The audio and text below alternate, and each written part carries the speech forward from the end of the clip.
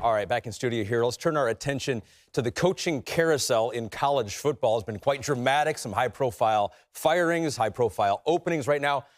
Let's start with Michigan State and Jonathan Smith. Just the second year, but a losing record the first year, losing record right now. How hot is his seat in East Lansing? There is some warmth, I'm not going to lie. I think it's very difficult to be in this position, especially when you see what Indiana has been able to do in just 2 years under Curt Cignetti. It affects everybody's timelines.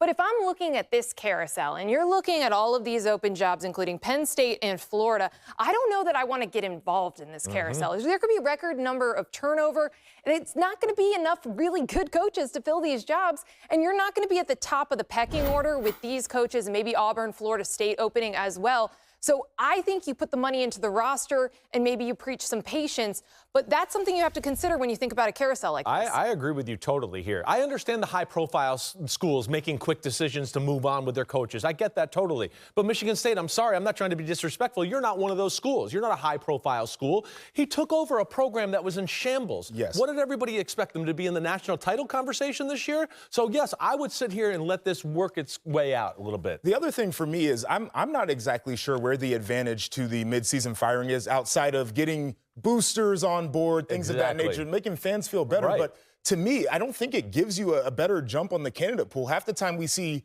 coaches that are currently in a job get extensions. So I think patience is probably the key. I agree. The high-profile schools, I can understand them doing what he's talking about, right? Get a head start. I mean, 2 losing seasons before he got there. They haven't had 4 straight losing seasons since the 1980s. So a little anxiety. They haven't lost a whole bunch. Yes, but he believes that he can get this thing flipped. All right, we'll see if he can do that.